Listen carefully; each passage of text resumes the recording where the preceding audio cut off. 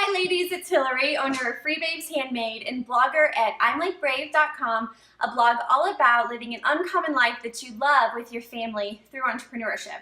I personally love having one-on-one coffee dates with other entrepreneurs that I admire, and so I thought it'd be really fun to start a weekly series where I get to interview creative entrepreneurs and you get to listen in. From these interviews, you will learn from their successes and their failures, get behind-the-scenes access to see how they built their business, and you'll walk away with valuable insights that will help you take your business to the next level. So grab a cup of coffee and join the conversation. Enjoy! Hi ladies, it's Hillary with I'm Like Brave, and I am super excited today to be interviewing Stacy Thiot, owner of Poppy Lane & Co. So thanks for being with us, Stacy. Thanks for having me. Yeah, so Stacy owns, like I said, Poppy Lane & Co., and they make high-end little baby bracelets and also specialize in making mommy and me sets. And she's been in business almost for 2 years, coming up this November, you said? Yes. Awesome. And has built a really great and loyal following over on Instagram, so I'm so excited to hear more about your story. So before we start talking about business, can you tell us a little bit more about yourself? Yeah, so my husband and I met at school at BYU, and we moved for his job. He's in advertising, so it kind of helps with my business. He's a creative director, and so we went to San Francisco first, and we've been in LA for the past 5 or 6 years. And we have a daughter named Adelaide, who's 3, and I just had a baby almost 3 months ago, Jackson. And so we love living here, and I just started Poppy Lane & Co. because I was a stay-at-home mom. Oh, that's awesome. So tell us a little bit more about that. So you were a stay-at-home mom, and you, what made you want to start a business? So after school, I started doing photography. And so I did photography for a number of years, and then after I had my daughter, for her first year, I took her on maybe 15 flights with me for weddings and photo shoots. And after a while, it was just too much. It was too much work with a baby, and I felt like it was taking away time from her. So I started doing that less, but I kind of felt the need to still be creative. And it kind of fell into my lap. We were gifted a baby bracelet for Adelaide, and she loved it, and it looked so cute on her, but she started teething, and she would put it in her mouth, and the paint would come off on her lips. And it was plastic, and it wasn't good quality, but I liked that it was a cute little baby. Like, you can't find little mini bracelets like that in many places. So I decided to just go find really good materials on my own to make her a bracelet. And I did, and once I did that, a bunch of friends asked me to start making bracelets, and I was like, I don't really do that.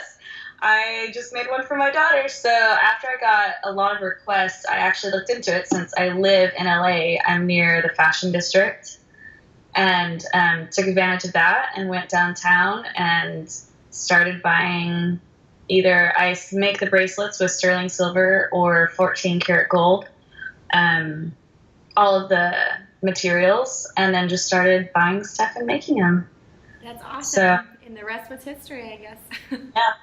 I feel like that's so good because so many of us out there don't really start with the intention of having this huge business. You know, we just start doing something that we love on the side, and it's just really cool that can turn into a business if we want it to. So kind of, can you give us a bird's eye view of your growth? So from that first moment, you went and got your own supplies to make one for Adelaide, and then your friends, like how has the growth been for you? So I think for a long time I was really hesitant to even start because you see all these bigger companies and it's kind of intimidating.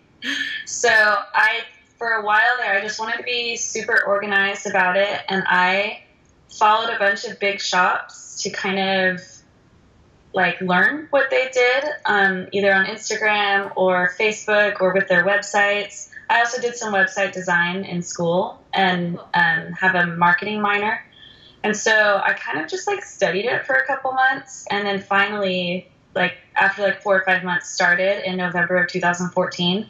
And that was a crazy time to start, like right in the middle of the holiday season. Yeah. But I learned a lot because then I learned what I needed to do for the next year. Once I started, I pushed really hard on Instagram because at that time it was a really good place for small businesses. And so I set some goals for myself, and after 6 months, I had 10,000 followers. And then after a year, I had 20,000 followers.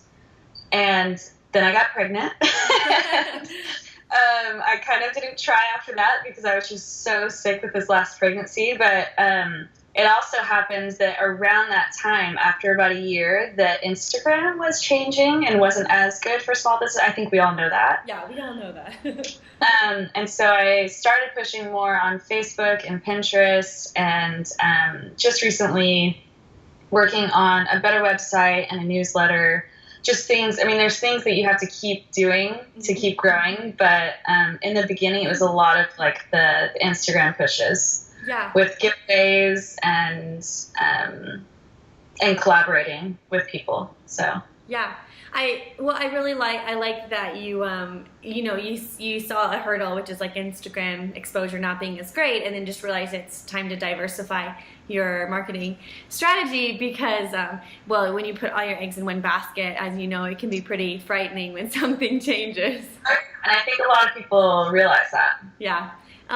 Cool. And do you feel like you find a lot of success like through Pinterest and Facebook and all of your other methods? I think that Facebook has been pretty helpful. I don't know or understand Facebook as much as Instagram, or and I actually hired someone last holiday season to help me with Pinterest, just because I don't ever use Pinterest. But I know there's like a market out there, and it's also just that I don't have time to do all of it. So yeah, no, I did the same. I hired someone to help me with Pinterest like 6 months ago, and I think just now we're seeing traction because they're like, it's a long-term strategy. Yeah, I think it takes a while. Yeah. And I do a little bit on Facebook, but like this most recent, like 2 years ago when I did a fall launch, it was like blew up. It was just so easy. And then this year I had to prep for like 3 months to just try to get the same result as 2 years ago, just because like it's a different world now, you know?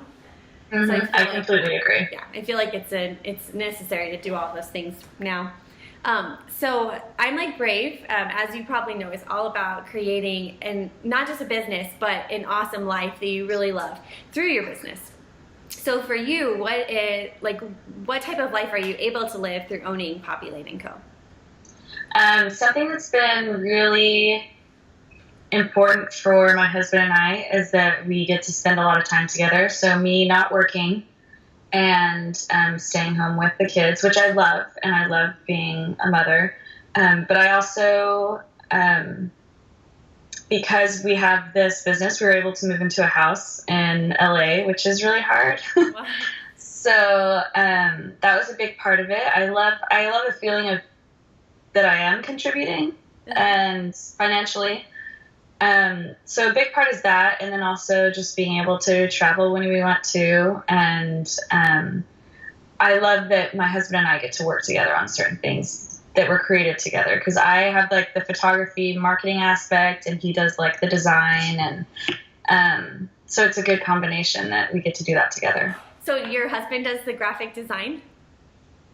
Yes, I ask him to make giveaway images, and he not monitors what I do, but helps a lot with the look and feel of Poppy Lane & Co. So he's very helpful. Like the overall brand? Yeah. That's awesome. You guys are quite the team, I think. Yeah, it's really nice. So what has been your biggest failure so far? Obviously, we all start out and there's a lot of successes, but we all kind of have those moments where we just weren't prepared for it or weren't quite sure what to do. I think for me, the biggest failure was not so much business-wise, but personal. Okay. I think that we can get very caught up in being on our phones all the time and just having all those devices out and not paying attention to people. And I think it hurt a few relationships with friends that I had that I didn't even realize at the time. But when I would like set alarms to post a giveaway, or that I had to post something at a certain time, that it would interrupt that time. One of my friends said after the fact that she felt hurt that I had my phone out the whole time we were at the park together with our kids. And I didn't even realize that. And that was kind of upsetting to me. And so just going through that experience and then being aware of it taught me a lot. Yeah, that's a really interesting answer and really great to bring up, I think, because it is that personal aspect of business, like in your relationships, especially in a business that's so dependent upon social media, that it's really hard to like, it can be almost addicting to like see the progress and keep doing things, and then at the same time you forget what the impact is. I think it's just not a 9-to-5 job at all. It's all the time because you have your phone with you, and so to try to like keep those hours is important, but also learning to delegate. Yeah. So that was a big like thing for me, that I was just on my phone all the time, and that was important to me, and I had to like shift my priorities of what was like really most important. Yeah, and through that lesson, like, do you have any specific like apps that you use, or time management things that help you with social media? So there are a few goals that I set for myself, and one was not posting when my kids were awake, so trying to do that during nap times and bedtime. And then also I set a goal not to do giveaways on Sundays and to try not to post on the weekends, so that I could spend more time with my family. So I really do try to treat it like a Monday through Friday thing, but I know that things come up. Yeah. But I don't share anything on Poppy Lane & Co. Business-wise on Sundays at all. Cool. Like Chick-fil-A. Yeah, like Chick-fil-A. Well, and I just started using the app Planoly. I don't know if you've heard of that. It's been really awesome because you can time all of your, like you can put everything in the grid, like even like 12, 15, 20 things, the captions and everything, and then just time them so they'll just go automatically, and it's been really awesome. Yeah. I did use an app that you put all your information in, but you still had to go in and post it. And I felt like it was just as much work just to go and post it at the time. Sometimes I use my text app on my phone and just write out the text ahead of time. Oh, cool. So then when I do need to post it, I just copy and paste and then throw it in there. That's good. So that helps. Awesome. Cool. So on the flip side of your biggest failure, what do you think has been the best decision that you've made so far? I think that's a hard one. I think setting those goals, like making restrictions for yourself, but also having sales where you advertise ahead of time. Not just like, oh, tomorrow I'm going to have a sale and surprise people, because some people don't get on Instagram every day. Mm-hmm. So being more prepared for that. And currently I'm starting on a newsletter, and so I think that's helped a lot with my sales and been kind of a success for my shop. Awesome. Cool. So obviously, like, you do a lot of things well, but there's that one thing as an entrepreneur that you are just awesome at. So if you were to teach a college course on entrepreneurship, what would you teach, and can you give us a little mini lesson? I think there's two things that have really benefited me as a shop owner. And first is the photography aspect of it. I think because everything is based off of pictures, that is super important as a shop owner, to have clean looking pictures that are appealing to people. You can make the cutest item, but if you don't photograph it well or present it in a good way, then it won't sell. Mm-hmm. So I think photography would be a big part of it, just having clean lit pictures, styling them well, or even just finding photographers that you like and sending them product in exchange for photos. And another one is marketing. Like I said, I have a minor in marketing, and just knowing the business, knowing how things work, I think is important. Being able to see that Instagram isn't doing well and going another direction, or putting yourself out there to even like brick and mortar stores. Mm-hmm.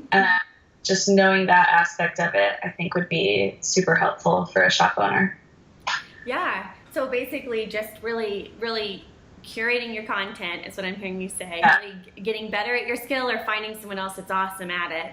And then being able to have the foresight to make adjustments in your marketing plan when you're getting kind of the first sense that something's going to change. Yeah, and so like a little mini lesson would be, after you're posting, look at your insights, see, like what posts are doing the best, either promote those or do more posts like that. But also there's different apps that will show you like when your the best time for you to post is, and like try to hit those times. So like mine are like Thursday nights. And so every Thursday night I try to post like a real, a good picture that everyone will like. And so that's something small, but also just using hashtags that hit that target market for you. Cool. So no, that's awesome advice. Do you know what those apps might be, the ones that allow you to see? Yeah, so the one that I've used for a long time is called Iconosquare. Oh, yeah. Yeah, so that will show you your engagement, but will also show you like the best time for you to post, and just all of the numbers about your like who's liking it and who's following, and the trends that you have with your shop. Cool. All right, yeah, I'll definitely link all of those at the end of this for everyone listening. So if you were to have lunch with any entrepreneur out there, who would it be and why? I would love to, I know Elle a little bit from Sully Baby, but I would love to like sit down one-on-one and have lunch with her. I think that a big part of her business is just to be a good person and to put good out there. And I think that that's really important. I try to do the same. Having good customer service and being kind to others. But I think that she and her husband have a lot of business insight from their like speedy growth over the years. And also Katie Richardson from Pudge Step, just because I love their products and I would love to meet her and to talk to her about it. It's kind of like a dream just to like sit down with a bunch of those business owners that I look up to learn more from. Awesome. I know those are great. I think would be awesome lunches. I just feel like there's all these secrets out there, and I'm like, I want all of your secrets. I know, right? No, but I love I love getting lunches with random people, whether they're entrepreneurs I look up to, whether they're people just starting that want like advice. Like I just love just getting to talk with people, because whenever you put your brain in that space, you always just think of new ideas or new things, and it just gets you motivated to keep going on the journey, I think. And you can only talk to your husband so many times about the same thing. I know, and like at a certain point, he just doesn't get the bow world, Awesome. So what would you say, like at the moment, is the biggest struggle you have in your business, or the biggest hurdle you're wanting to kind of figure out? I think that I don't have enough time for everything. If you think about all the different like social media outlets you're supposed to be promoting and advertising on, and also I have a lot of wholesale orders coming in, and just responding to those, and then having like, if you're a handmade business, you're not only like doing all of that, but you're making the item. So just the time of being able to like make them and respond to people via email and post. And so I just don't have enough time, especially with 2 kids and a new baby. I guess that's when I need to get the hint to hire someone. But it's hard for me to let go of the aspects of the business that I love. So, I really feel like I have to be more organized now than ever because of that lack of time. So that's a big struggle for me. Yeah, totally. Well, and I don't know if you've read the E-Myth. Have you? No. That's like, even if you just get it on audio, it's E-Myth. That was like the #1 book that in my old company helped me hire my first employee. But it's just like, it just lays it out like so awesome for like how you can get help, even if it's just the smallest part of your business, like shipping or just something super small. And then once you do it successfully that first time, it's just like addicting, wanting to then outsource everything. I think a big part of it is that I'm like, I work so hard for this money. Like, I don't want to, like, share it. Is that bad? No, But it's not bad.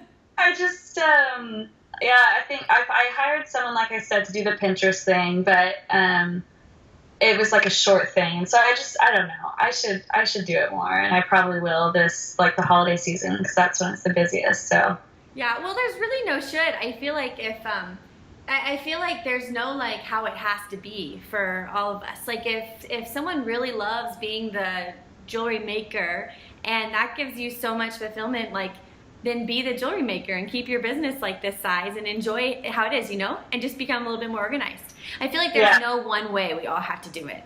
Like, yeah. So sometimes I think we all put a lot of pressure on ourselves to, like, get to the next level. And sometimes the level you're at right now could be it and be good enough for you, like, for what you want, for your family. Yeah. I think it's more that in those times that I'm super busy, I get really stressed because I'm doing everything, and my husband's like, you need to hire someone. Yeah.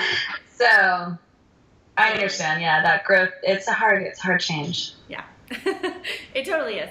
So, Stacy, for you, what are you most excited about right now for the future of Poppy Lane & Co.? So, besides bracelets, which are super exciting, I have some new bracelets coming out that you can use with essential oils. Oh, cool. And I know that's big for moms right now. So I really want to push those. There's different braided bracelets, like braided leather and suede, that you can use essential oils on for boys or girls. Oh, wow, that's awesome. So, and even, like, I know that some moms don't like bracelets on little boys, so you can put them on their ankles. But then also some different beaded bracelets that hold the oil and the bead and just release it over the, course of time throughout your skin. Cool. Obviously, oils that are safe. But so that's really exciting. So I'm going to be releasing those soon. And then also we have some products that we're working on that we can't disclose. But my husband and I, we're both doing that together. So that's really exciting. That's awesome. And it'll be under Poppy Lane & Co.? I'm still trying to decide about that because I don't know if I want to keep Poppy Lane & Co. just bracelets or, like, this overarching business and adding products. But it's not bracelets. So, yeah. Cool. But it is for kids. That's super exciting, especially that you're doing it with your husband. What's your favorite book? Honestly, in the last 3 years, I haven't read a business book because I have been with kids, screaming kids all the time. So I think one of the best things for my business was reading like sleep training books, Healthy Sleep Habits, Happy Child, because then I have my daughter, Adelaide, who's 3, still takes 3-hour naps. Wow. And so that's been really nice because then I can do work during that time. So not necessarily a business book, but a really good mommy book. That's awesome. Yeah, it totally pertains to your business and your state of mind. Yeah. Cool. So what parting advice do you have for all of the listeners out there, whether the women who have just started a business or considering starting something? I think the biggest thing is to, one, be unique. Don't try to copy other people. I know bracelets are not, like, a new idea. They've been done before, but I tried to do something different that I would be interested in buying for my daughter. Something that's high quality, that's not made with plastic. And then also just being kind to people, because I think that always comes back to you. I read a quote recently that says, more important than what you do is who you are.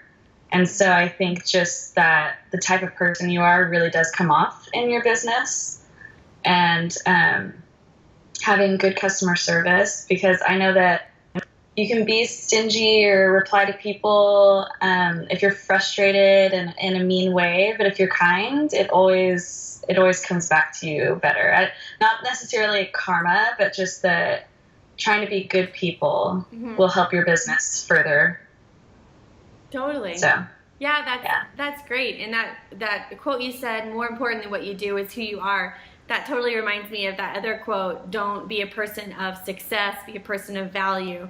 And it just is like you said, maybe karma or just like a law of the universe, but it's true. Like the more good you put out there, I feel like the more your business grows and the more success you'll find, I think. And when you become so obsessed with just the success and kind of doing whatever it takes to get there, I feel like your growth is maybe sometimes faster, but not sustainable. Or, just your quality of life overall is not as good. So yeah, just surrounding yourself with good people. So that's awesome. Thank you, Stacy. So where can we find you on the internet? So I'm Poppy Lane & Co. on Instagram and on Facebook and Pinterest. My website is poppylaneandco.com. And so those are the places. Awesome. And did you say you have a couple bracelets on hand? Oh, yes. We recently came out with, we have sterling silver gold, but also rose gold. Oh, awesome. These are the little itty bitty bracelets. Oh, those are so cute. I love the rose gold one. Yeah, so it's fun because you can like stack different colors together. Oh. And these are the braided ones so that boys or girls can wear them. Sorry, I can't really see. Oh, cute. And those are the essential oil ones? Yeah, so just on the inside you can put some oil and then put it on their wrist, like lavender. Like you would put that on the inside of it and before bed, and then they would sleep better and longer. And that's awesome. You need that. Yeah. That's totally cool. And I'm totally going to reread the Healthy Sleep Habits book for sure. Yeah, it seems like a good idea for me. So it's a good one. Yeah. So thank you again, Stacy, for taking the time to share your story and just really be open and honest, especially about some of the marketing things that work for you. It's just so refreshing to hear someone just be so willing to share and help the community as a whole. And so I love it. So thank you. Of course. Thank you. I hope all of the listeners out there, I hope you learned at least one thing from Stacy's story that you can take and implement into your business, and that you all have an awesome week. Thanks. Thank you.